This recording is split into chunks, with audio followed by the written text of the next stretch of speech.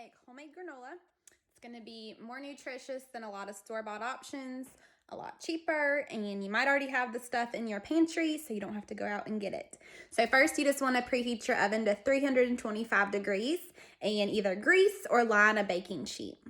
So these are the ingredients: ground cinnamon, any type of salt that you have, a type of oil or butter. So I'm doing this liquid sunflower coconut oil. You can also do butter and melt it, or if you want to do canola oil, pure vanilla extract, a pure maple syrup or honey. And pure just means that they're not adding anything else. So when you look at the ingredients, the only ingredient should be maple syrup or honey.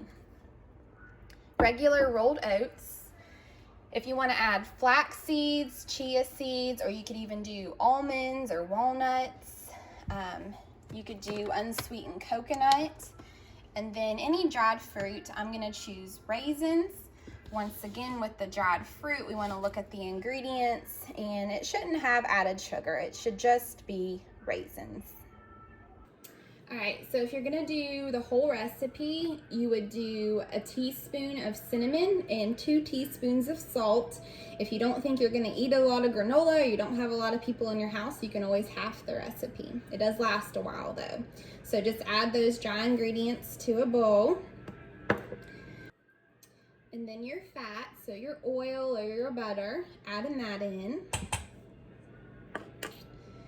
And then vanilla extract. And I already have the honey in there. And then the seeds or nuts and the oats. Just stir it up.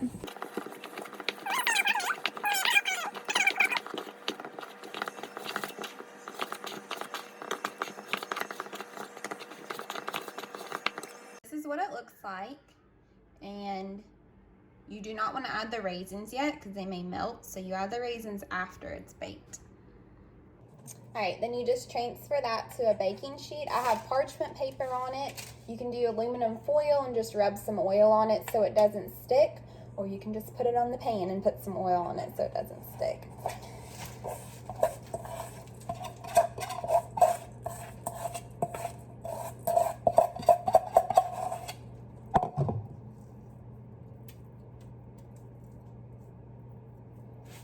And then you just want to press it down so it's nice and firm and flat so it can all get toasted.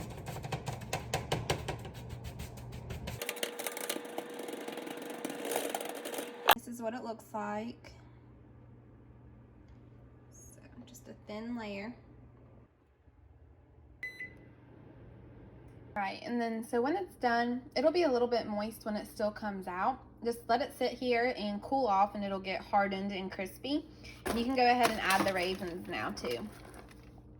All right, and then so after it's set there probably about 10 minutes, you can kind of feel it to see if it's hard, and it'll start to break away from the parchment paper. And then you just mix it all up and you can add it to a container. And there you go. It's so easy and so good.